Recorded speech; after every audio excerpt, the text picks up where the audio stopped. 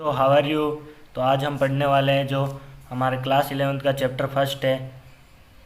Class 11th का chapter first समुच्चय जो है उसके बारे में हम आज जानकारी प्राप्त करने वाले हैं। दोस्तों मेरा नाम है बीजी खटाना। आज हम चैप्टर फर्स्ट जो समुच्चय से है, इसको इंग्लिश में बोलते हैं सेट्स, इसके बारे में आज हम जनरल जो है इंफॉर्मेशन होती है वो इसके बारे में हम प्राप्त करेंगे।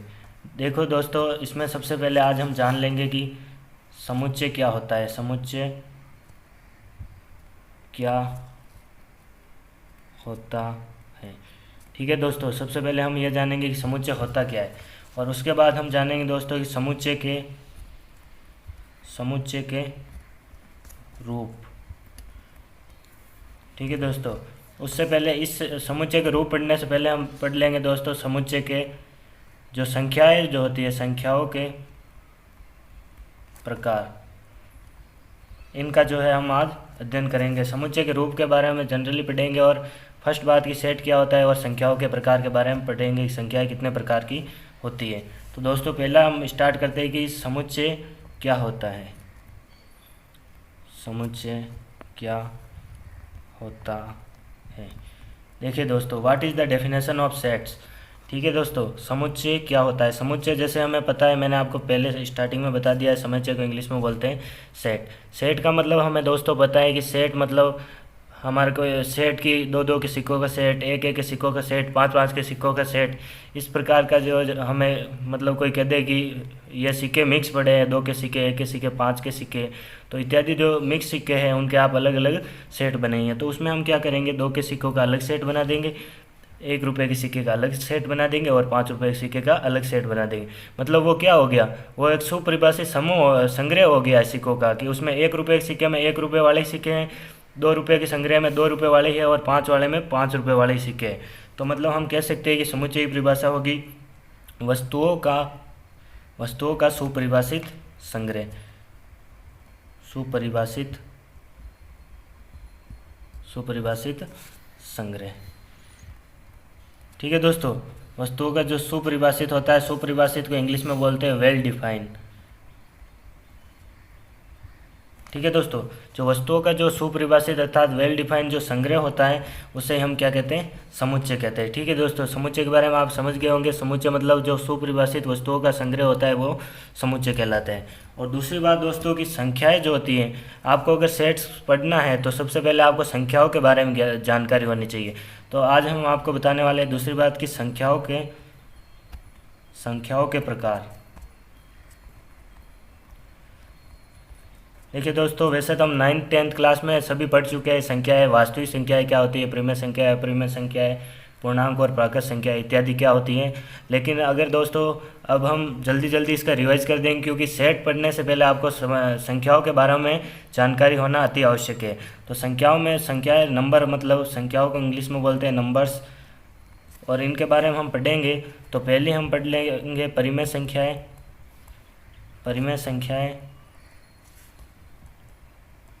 फिर हम पढ़ेंगे अपरिमेय संख्याएं, और इसके बाद हम पढ़ेंगे प्राकृत संख्याएं,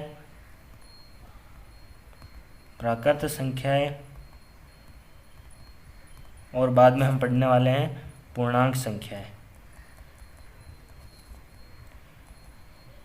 ठीक है दोस्तों, पहले हम इन संख्याओं के बारे में जानकारी प्राप्त कर लेते हैं, फिर हम जो है समुच्चय के रूप के बारे में जनरली अध्ययन करेंगे। तो सबसे पहले देखिए परिमेय संख्याएं। परिमेय संख्या हम पिछली क्लासों में पढ़ चुके हैं। परिमेय संख्याएं क्या होती है, वे संख्याएं जिनको हम P/Q के रूप में लिख सकते हैं, वो परिमेय संख्याएं कहलाती है। मतलब परिमेय संख्या क्या होती है, परिमेय संख्याएं वे संख्याएं जिनको हम P/Q के रूप में दर्शा सकते हैं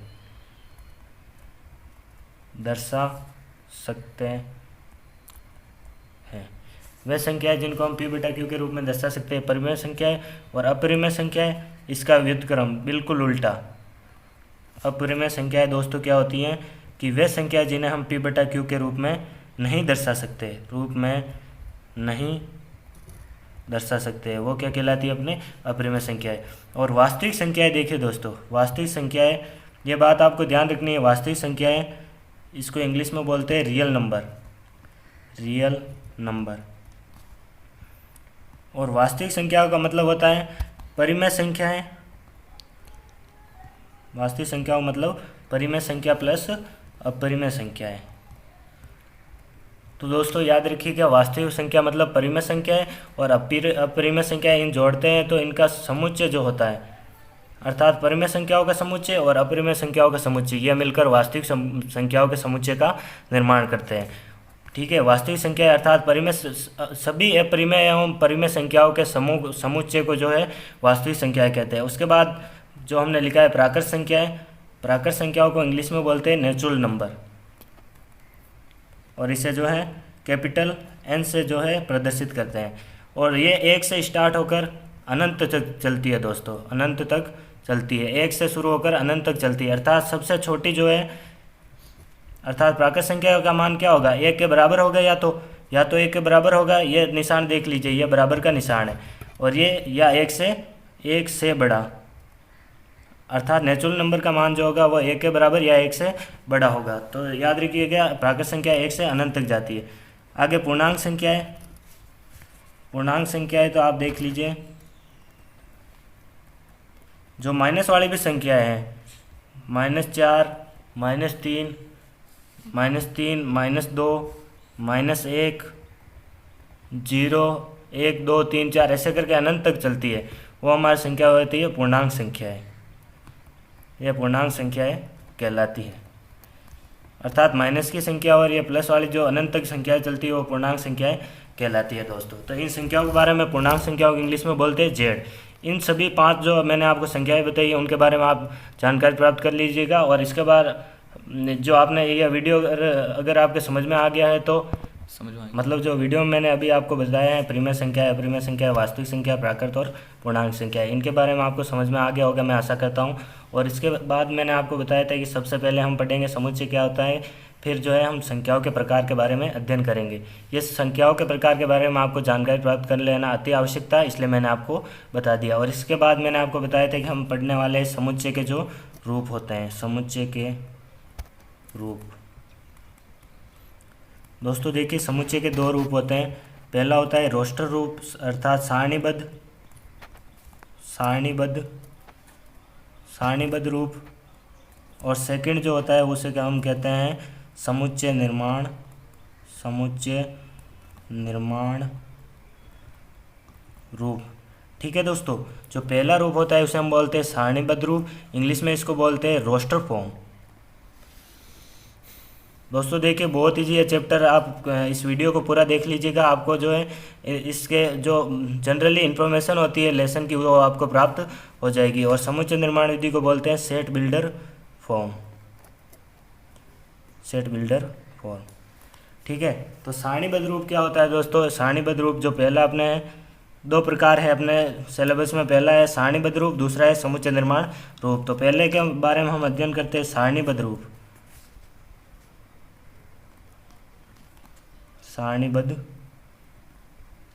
सारणीबद्ध रूप अर्थात आप समझ गए होंगे क्या होता है, इंग्लिश में इसको बोलते हैं रोस्टर फॉर्म। ठीक है दोस्तों, सारणीबद्ध रूप में दोस्तों आपको जो है मेनली 2 बातों का ध्यान रखना है। 2 बातें कौन कौन सी है वो मैं आपको बता रहा हूँ। 2 बातों का आपको ध्यान रखना है। 2 बातें होती है, पहली बात को आपको इस बात का ध्यान रखना है दोस्तों कि अवयव की पुनरावृत्ति जो है आपको बिल्कुल नहीं करनी है दोस्तों। इस बात का मेनली ध्यान रखना है। सेट में आप समुच्चय का निर्माण कर रहे हो तो उसमें आपको अवयव की पुनरावृत्ति नहीं करनी है दोस्तों, इस बात का ध्यान रखना है विशेषली, अवयव की पुनरावृत्ति नहीं करनी है। और दूसरी बात दोस्तों कि प्रत्येक अवयव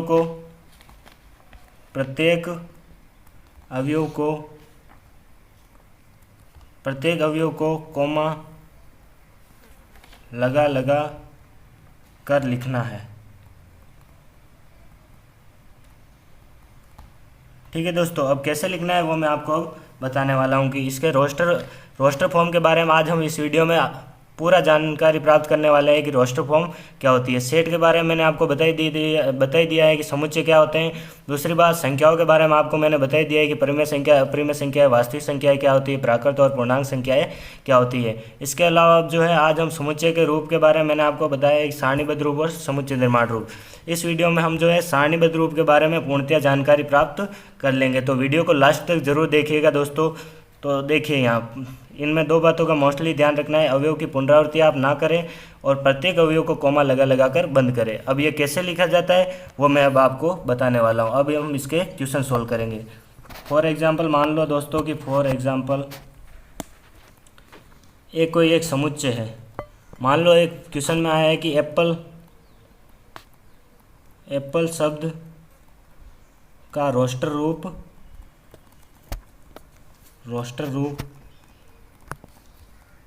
लिखिए।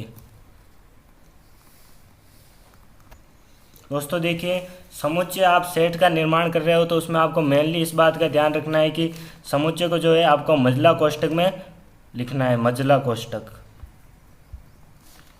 कोष्ठक के अंतर्गत लिखना है, ठीक है। इस बात को आप नोट कर लीजिएगा स्टार लगा कर कि समुच्चय को जो है मजला कोष्ठक में हमेशा लिखना है। मजला कोष्ठक में समुच्चय को लिखना है, ना तो छोटा कोष्ठक में लिखना है ना बड़ा कोष्ठक में। समुच्चय को ऑलवेज मजला कोष्ठक में लिखना है दोस्तों, ठीक है। अब अपने टॉपिक पर आ जाते हैं। एप्पल शब्द को रोस्टर रूप में लिखिए।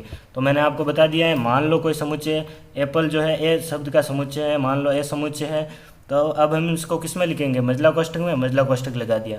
फिर मैंने आपको बताया कि अवयव की पुनरावृत्ति नहीं करनी है और प्रत्येक अवयव को कोमा लगा लगा कर, इसमें कितने 5 अवयव है, इसमें प्रत्येक अवयव को कोमा लगा लगा कर बंद करना है। ए मान लो हमने पहले ए लिख दिया, फिर पी, फिर कोमा। देखिए पी शब्द की पुनरावृत्ति हुई है तो हम क्या करेंगे, पी को पुनः ना लिखेंगे। क्यों? क्योंकि अपना रूल कहता है कि पुनरावृत्ति किसी भी शब्द की या किसी भी अवयव की नहीं करनी है।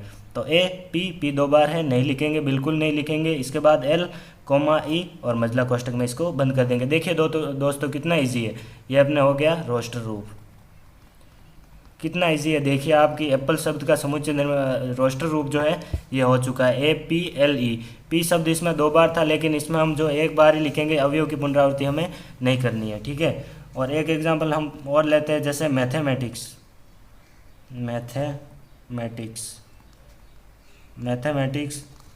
शब्द का रोस्टर रूप। मैथमेटिक्स शब्द का रोस्टर रूप। तो मैथमेटिक्स शब्द का रोस्टर रूप क्या होगा, वही आप समुच्चय ABCD कुछ भी मान लो ये बी समुच्चय है तो हम क्या लिखेंगे, मजला कोष्ठक हमें लगाना ही है और M, A, T, H प्रत्येक अवयव को कोमा लगा लगा कर बंद करना है। E, देखिए M शब्द पुनः आया है, M शब्द पुनः इसकी पुनरावृत्ति हुई है, पुनरावृत्ति को हमें नहीं लिखना है, छोड़ दो भाई।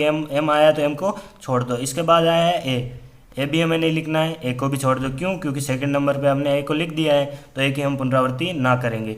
इसके बाद देखिए टी भी वापस आया है, देखो ये वापस आ रहे हैं सभी वर्ड, इनको वापस अब हम नहीं लिखेंगे क्योंकि अब हमें पता चल गया है कि इनकी पुनरावृत्ति हमें बिल्कुल नहीं करनी है। देखिए जी आई जी है, आई वो पहली बार आया है, इसके हम लिखेंगे। क्यों? क्योंकि हमें अवयव की पुनरावृत्ति नहीं करनी है, एक बार आया है तो हम इसे लिख देंगे। इसके अलावा जो है सी एक ही बार आया है, बिल्कुल लिखेंगे इसे। एस पुनरावृत्ति नहीं कर रहे हैं हम, एक ही बार आया है, बिल्कुल लिखेंगे। शुरू में भी मजला कोष्ठक, अंत में भी मजला कोष्ठक, ये बन गया सा अपने रोस्टर रूप। देखिए कितना इजी है। अब मैं आपको एक क्वेश्चन दे रहा हूँ, ये आप कीजिएगा। आशा करते हैं आपको रोस्टर रूप इजीली जो है समझ में आ गया होगा। तो देखिए दोस्तों 2 क्वेश्चन मैं अब आपको देने वाला हूँ, वो आप कीजिएगा। क्वेश्चन फर्स्ट आप देखिए, मोहन किसी का नाम है, देख लो, मोहन शब्द का रोस्टर रूप लिखिए।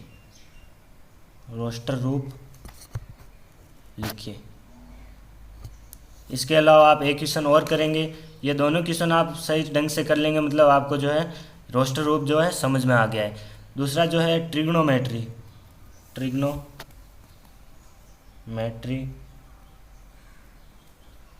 शब्द का रोस्टर रूप लिखिए। ठीक है दोस्तों, इसमें आप दोनों का जो है लिखना है ठीक है दोस्तों, एक आध क्वेश्चन आप और लिख दीजिए। मान लो बेटर जो है ये अपने प्रश्नावली में आएगा आगे, बेटर शब्द का रोस्टर रूप लिखिए, रोस्टर रूप लिखिए। और एक क्वेश्चन और आप लिखिए, फॉलो शब्द का रोस्टर रूप लिखिए। बहुत ईजी है दोस्तों, अगर आपने मैंने समझाया वो समझ लिया है तो बहुत ईजी, आप इनका आसानी से बना लेंगे। और एक आप और लिखिएगा, क्या लिखोगे?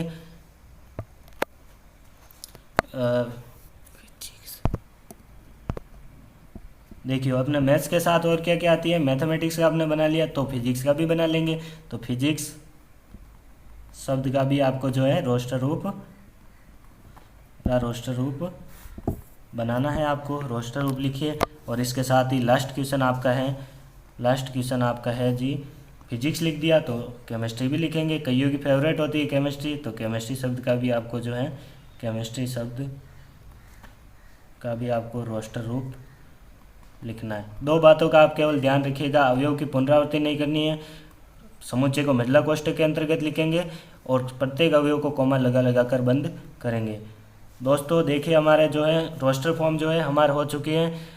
थैंक्स फॉर वाचिंग एंड कल हम दोस्तों पढ़ेंगे समुच्चय निर्माण विधि के बारे में। ठीक है दोस्तों, आप क्लासेस देखते रहिएगा। बहुत ही मैं जो है आपको बारीकी से सब कुछ मैथमेटिक्स में सब कुछ समझाने वाला हूँ, सभी की क्लासेस लगेगी। थैंक यू दोस्तों, आपको देखने के लिए आपका बहुत बहुत धन्यवाद। जय हिंद, जय भारत।